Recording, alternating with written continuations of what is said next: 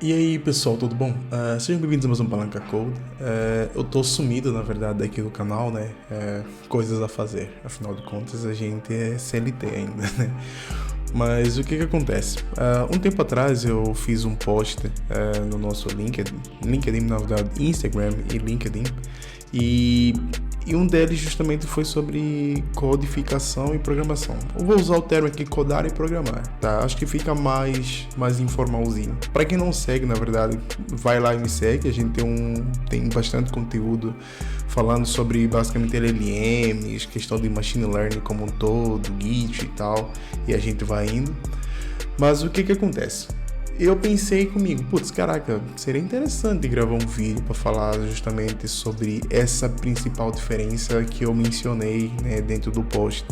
Só que esse vídeo vai ser um vídeo meio que sem roteiro, tá bom? Eu vou tentar navegar entre algumas partes e talvez trazer a minha visão sem um ponto de vista bem estruturado, então é um vídeo freestyle, tá? E aproveita aí e se inscreva no canal se você gostar do vídeo como um todo, deixa um like e compartilha aí, beleza?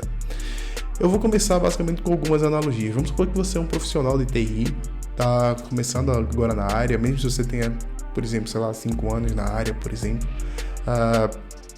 como engenheiro de software, só que você é o cara do algoritmo, o cara que pode se trazer um problema dentro de um contexto de lógica, você vai sair do outro lado, né? Só que essa arte, justamente, você conseguir sair de uma ponta a outra, do ponto A para o ponto B, utilizando lógica como um todo, não necessariamente você está utilizando todas as ferramentas necessárias, né? Eu costumo dizer, entre aspas, que parte do que a gente chama de mundo de programação como um todo, programar, né? O que eu entendo aqui é que codificar, ela faz parte desse pedaço. E tudo dentro dessa casa que a gente chama de programação como um todo, eu tenho que mandar isso para trás, send to back. Acho que é isso. Send to back. O que acontece muitas das vezes aqui, quando a gente fala sobre codar, ele é apenas um pedaço do que a gente chama dentro do mundo de programação como um todo. Você saber usar um for, saber usar um if, um array como um todo, é intrínseco a codificar em si, né? E quando a gente fala justamente sobre codificar, aqui eu volto justamente já para esse lado daqui. Vamos supor que você precisa construir uma casa, né? Ou melhor, construir uma casa.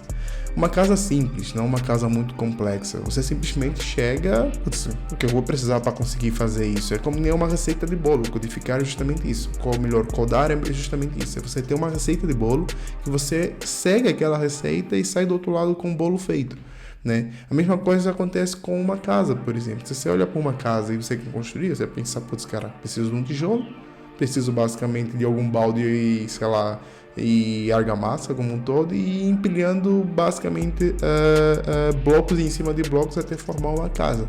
Só que no meio do processo você se liga que, putz, parte do que você precisaria, por exemplo, vamos supor que um dos requisitos era ter duas casas, ter dois banheiros, você construiu um, ele já falhou, por exemplo, ou melhor, ou se uma parede caiu, você vai precisar reconstruir parte do que você considera o código como um todo para ter que reconstruir aquela casa até basicamente de fato funcionar e você sair do outro lado com uma casa pronta, né? E quando a gente volta para o mundo onde a gente justamente fala, putz, caraca, programação como um todo, ele envolve um outro escopo.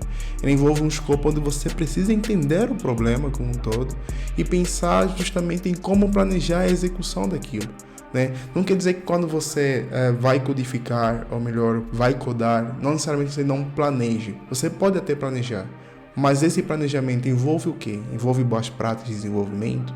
Envolve você saber como é que você vai tratar o erro lá na ponta? Não necessariamente, né? Então, quando a gente fala, putz, entender o problema, planejar a solução e arquitetar o código como um todo, e aí depois, de fato, vem a arte de você codar, né? Que é justamente colocar a mão na massa, visto que a base, de certa forma, já está meio que formada. O que eu chamo de base é você justamente ter o respaldo de olhar para a solução que você planejou e falar, putz, eu estou seguindo. O componente A e o componente B, eles se falam. A estrutura de dados que eu escolhi para justamente fazer esse microserviço funcionar dentro de um contexto, vamos supor que você tem que fazer um app de lista de tarefas.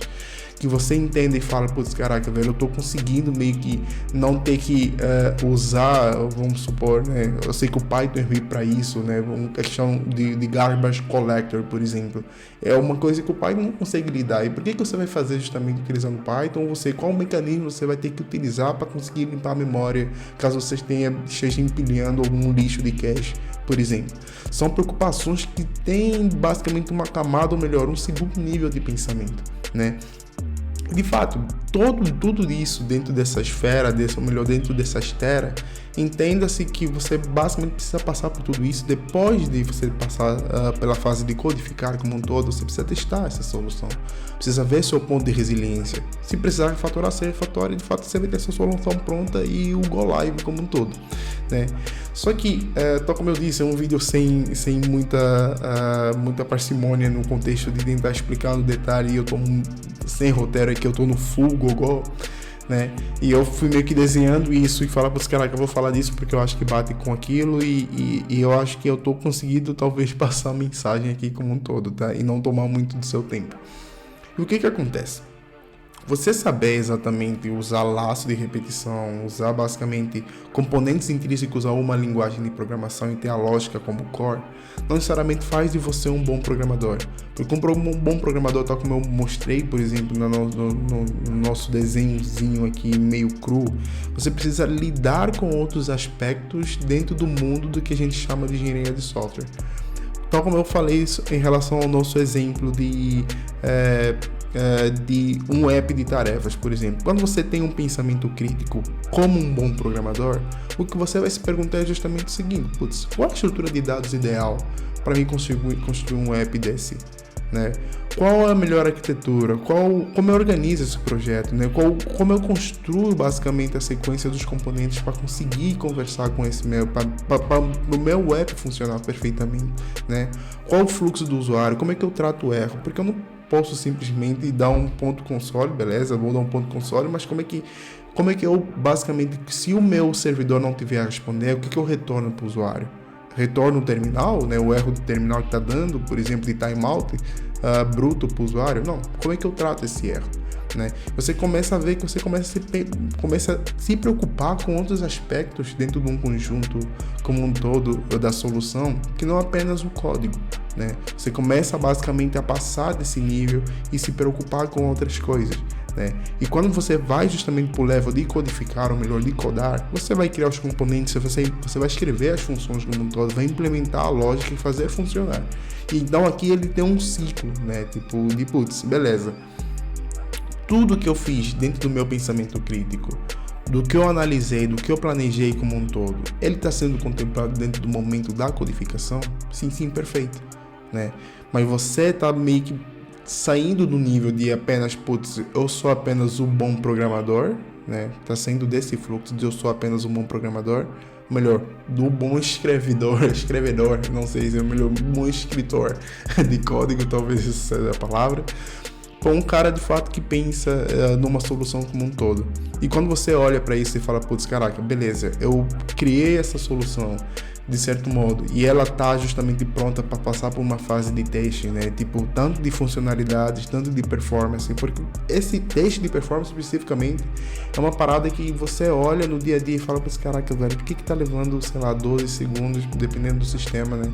12 segundos enquanto poderia estar levando 6, né? Poderia estar levando 3, 4, por exemplo, segundos. Aí você vai ter que sentar a bunda e entender basicamente se o que você escolheu, por exemplo, dentro de um contexto de design pattern ou melhor, de estrutura de dados que você escolheu, de fato faz sentido para sua solução ou não. E tentar achar os gargalos, ou melhor, o que funciona ou deixa de funcionar dentro do contexto da sua solução, né?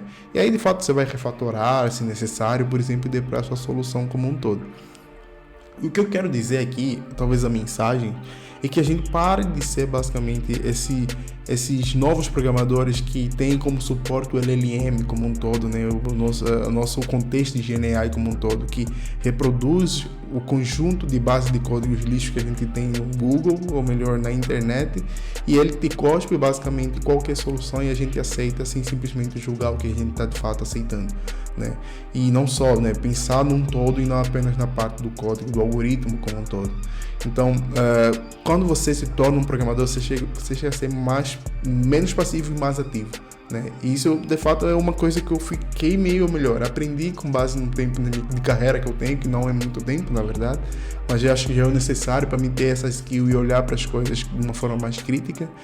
E essa é a mensagem que eu queria estar passando hoje, né? Eu espero que eu tenha ajudado a passar a visão do que eu enxergo disso tudo.